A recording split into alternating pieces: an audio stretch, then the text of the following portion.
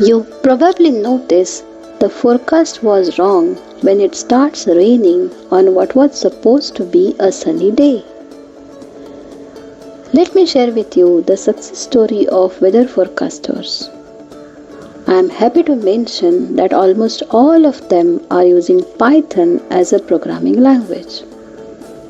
Every day around the globe, thousands of weather forecasts are issued covering hundreds of different regions and cities.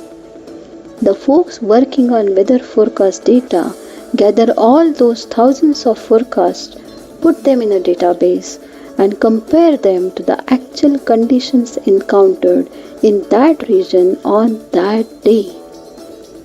Forecasters around the globe or for specific country then use the results to improve their forecast models for the next round. All that collection, analysis and reporting take a lot of heavy analytical power, and people working on forecast do it all with one programming language, Python. The company isn't alone. According to 2013 survey, 40% of data scientists use Python in their day-to-day work. They join many other programmers in all fields. These people have made Python one of the top 10 most popular programming languages in the world since year 2003.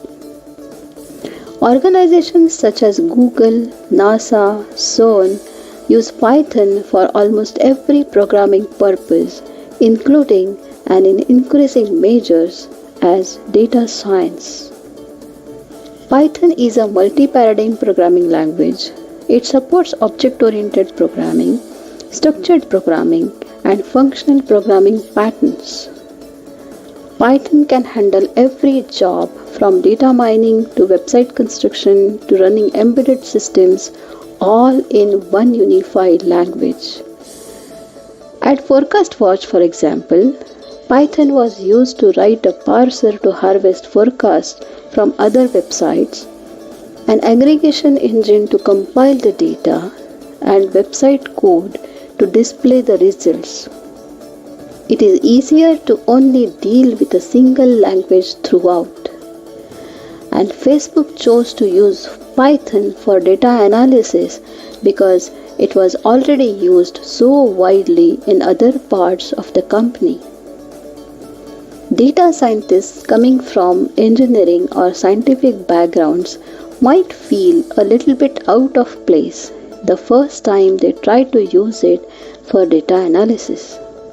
However, Python's inherent data library, its simplicity, make it relatively easy to pick up. There are a number of dedicated analytical libraries available today in Python. Data scientists in almost every sector will find packages already tailored to their needs freely available for download. Python has rich libraries that lead to Python's success. About 72,000 libraries are part of the Python package index and growing constantly. With Python explicitly designed to have a lightweight and stripped down core, the standard library has been built up with tools for every sort of programming task that allows language users to quickly get down to solving problems without having to sort through and choose between competing function libraries. Python is free open source software, and therefore anyone can write a library package to extend its functionality. Data science has been an early beneficiary of these extensions. Pandas is the Python data analysis library used for everything from importing data from Excel spreadsheets to processing sets for time series analysis, etc. Pandas put pretty much every common data mining tool at your fingertips. This means that basic cleanup and some advanced manipulation can be performed with Pandas' powerful data frames. Python is not especially well suited to statistical analysis. However, many organizations already heavily invested in the language. They saw advantages to standardizing Python libraries and extending them to that purpose.